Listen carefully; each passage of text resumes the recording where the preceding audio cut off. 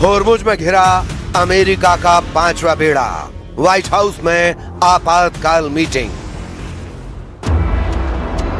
Iran युद्ध वाकई में इतना ज्यादा खतरनाक हो चुका है जितना पहले कभी नहीं था।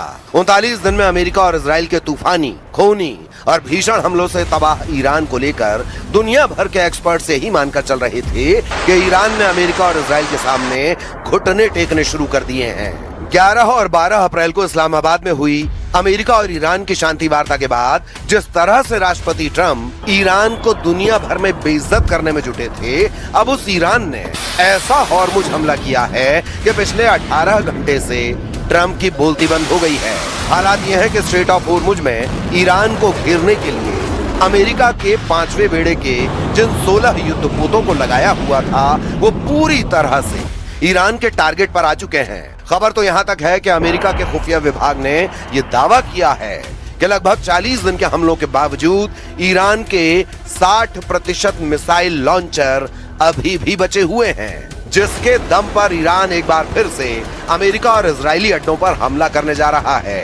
इधर इजराइल के प्रधानमंत्री नेतन्याहू ने एक ऐसा बयान दिया है जो सुनकर दुनिया हैरान रह गई है। नेतन्याहू ने दावा किया कि अगर हम ईरान पर इस वक्त हमला नहीं करते तो ईरान परमाणु बम बना लेता और इजराइल का वजूद मिटा देता। नेतन्याहू ने यह बताने की कोशिश की है कि ईरान बहुत ही खतरनाक तैयारी कर रहा था, इसीलिए उस पर हमला हुआ है। फिलहाल ईरान ने साफ कहा है कि हम होर्मुज और ईरान के परमाणु मुद्दों को लेकर अमेरिका से तब तक जंग कर सकते हैं जब तक कि हम अपने दुश्मनों को कड़वी हार नहीं दे देते। ईरान का होर्मुज हमला शुरू, घिर गया अमेरिका का 5वां बेड़ा। ताजा रिपोर्ट्स के अनुसार ईरान की रिवॉल्यूशनरी गार्ड्स यानी IRGC ने होर्मुज को फिर से पूरी तरह कंट्रोल में कर लिया है। ईरान ने धमकी देते हुए कहा कि जब तक अमेरिका ईरानी बंदरगाहों की नौसैनिक नाकेबंदी नहीं हटाता तब तक कोई भी जहाज यहाँ से गुजर नहीं पाएगा। इस वक्त अमेरिकी नौसेना के 5वें बेड़े ने ईरान के खिलाफ समंदर में 3 घेरे बना दिए हैं ताकि ईरान को घुटनों पर लाया जा सके। लेकिन ईरान ने अब ऐसा पलटवार किया है जिसकी कल्पना अमेरिका ने नहीं की थी। अमेरिकी नौसेना के 5वें बेड़े यानी 5th फ्लीट ने 13 अप्रैल 2026 से ईरान के प्रमुख बंदरगाहों जैसे बंदर अब्बास, चाबहार और बुशहर की जो घेराबंदी शुरू की थी, अमेरिका ने ईरान के तटों को 3 स्तरों में बांटा है ताकि कोई भी ईरानी जहाज बाहर न निकल सके।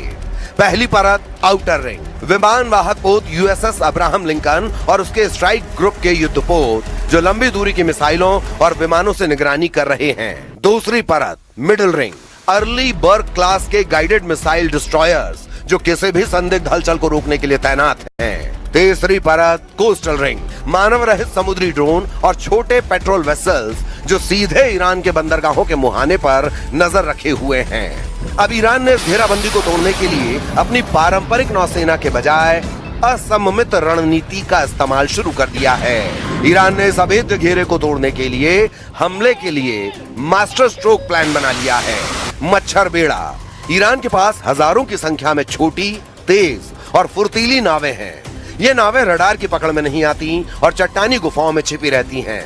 ये एक साथ झुंड में हमला करके अमेरिकी युद्धपोतों को उलझाने की ताकत रखती हैं। कामिकेज और मरीन ड्रोन, ईरान ने शाहिद जैसे आत्मघाती ड्रोन्स और पानी के नीचे चलने वाले मरीन ड्रोन्स का इस्तेमाल शुरू किया है जो सीधे युद्धपोतों के सबसे कमजोर हिस्से जैसे प्रोपेलर या हल से टकराकर उन्हें नुकसान पहुंचा सकते हैं। क्रूज और बैलिस्टिक मिसाइलें, खुफिया रिपोर्टों ISW के मुताबिक ईरान ने हाल ही में अपने मिसाइल साल्वों में क्रूज मिसाइलों की संख्या बढ़ाई है। हज कासिम जैसी मिसाइलें जिनकी रेंज 1400 किलोमीटर है, गहरे समुद्र में खड़े अमेरिकी बेड़े को निशाना बना सकती हैं। स्मार्ट माइंस, ईरान ने होर्मुज में ऐसी माइंस बिछाई हैं जो केवल खास तरह के इंजनों की आवाज सुनकर फटती हैं। दावों के मुताबिक अमेरिकी सेंट्रल कमांड यानी सेंटकॉम ने जो 16 युद्धपोत ईरान को घेरने में लगाए वो अब ईरान के टारगेट पर आ चुके हैं और अब इसीलिए सिचुएशन रूम में ट्रंप ने टॉप कमांडर और जनरलों के साथ मीटिंग की है जिसमें ईरान पर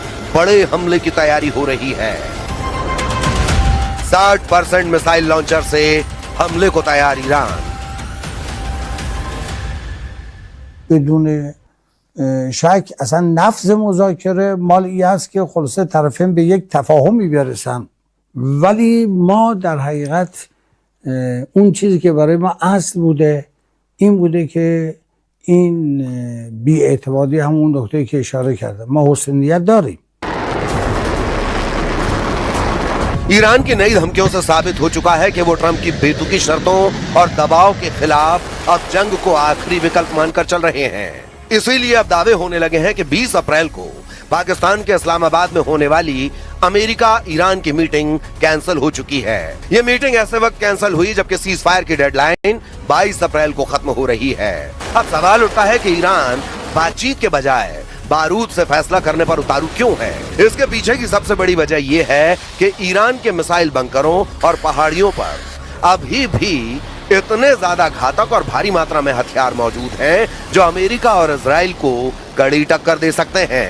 खुद अमेरिका के खुफिया विभाग के एक सूत्र के हवाले से अमेरिकी मीडिया CNN ने दावा किया है कि ईरान के पास अभी भी 60% मिसाइल लॉन्चर बचे हैं जो लंबा युद्ध लड़ने के लिए काफी हैं।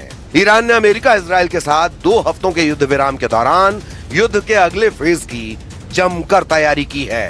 इन 2 हफ्तों के दौरान ईरानी सेना एक बार फिर से अपनी शक्ति को संभाल रही है। जरा देखिए पूरी खबर। सैन्य एक्सपर्ट्स का मानना है कि ईरान के पास 1 महीने से ज्यादा और लड़ाई करने की क्षमता मौजूद है। हालांकि अधिकारियों का यह भी कहना है कि ईरान के हथियारों के जखीरे का सही आकार अभी भी साफ नहीं है। इंटेलिजेंस के आकलन से उसकी बची हुई क्षमताओं का सिर्फ मोटा मोटा अंदाजा ही मिलता है। न्यूयॉर्क टाइम्स और CNN की एक रिपोर्ट में अमेरिकी सेना और खुफिया अधिकारियों के अनुमानों के मुताबिक ईरान के पास अभी भी अपने हमलावर ड्रोनों का लगभग 40% और मिसाइल लॉन्चर्स का 60% से ज्यादा जखीरा बचा हुआ है, जिसका इस्तेमाल ईरान हॉर्मुज में अमेरिकी युद्धपोतों के खिलाफ कर सकता है। या फिर अगर युद्ध विराम के बाद फिर से तनाव भड़कता है तो इन हथियारों का इस्तेमाल किया जाएगा। डोनाल्ड ट्रंप की धमकियों के बीच ईरान ने चेतावनी दी है, हम पूरी तरह से तैयार हैं। अगर वे जरा सी भी गलती करते हैं तो हम पूरी ताकत से जवाब देंगे। ईरानी संसद के स्पीकर गालिबाफ ने अमेरिका को खतरनाक अंजाम भुगतने की चेतावनी दी है। अमेरिकी सेना और खुफिया अधिकारियों का अनुमान है कि करीब 40 दिनों तक चले युद्ध के बाद भी ईरान के पास अभी भी अपने जखीरे का लगभग 40% हिस्सा बचा हुआ है और ये ड्रोन एक शक्तिशाली डेटरेंट साबित हो रहे हैं। कुछ अमेरिकी अनुमानों के मुताबिक ईरान उन मिसाइल लॉन्चरों को मलबों से निकाल रहा है जो अमेरिका इजराइल के हमलों में तबाह हो गए थे। उन जगहों की तेजी से खुदाई की जा रही है। जब ये काम हो जाएंगे तो ईरान के मिसाइल लॉन्चरों का जखीरा करीब 70% तक पहुंच जाएगा। यानी युद्ध से पहले ईरान के पास जितने मिसाइल लॉन्चर थे उसका 70% हिस्सा उसके पास 40 दिनों के युद्ध के बाद भी रहेगा। ईरान के पास मिसाइलों की भी काफी क्षमताएं अभी भी मौजूद हैं। संघर्ष विराम के समय उसने लगभग 100 ऐसे सिस्टम बरामद किए जिन्हें गुफाओं और बंकरों में छिपा कर रखा गया था, जिससे उसके चालू लॉन्चरों की संख्या बढ़कर युद्ध पूर्व के स्तर लगभग 60% तक पहुंच गई है। रूस के पूर्व राष्ट्रपति और देश की सुरक्षा परिषद के उपाध्यक्ष दिमित्री मेदवेदेव ने पिछले हफ्ते सोशल मीडिया पर लिखा, ये साफ नहीं है कि वॉशिंगटन और तेहरान के बीच का संघर्ष विराम किस तरह आगे बढ़ेगा, लेकिन एक बात तय है, ईरान ने अपने परमाणु हथियारों का परीक्षण कर लिया है। इसे हॉर्मुज स्टेट कहा जाता है। इसकी क्षमता असीमित है।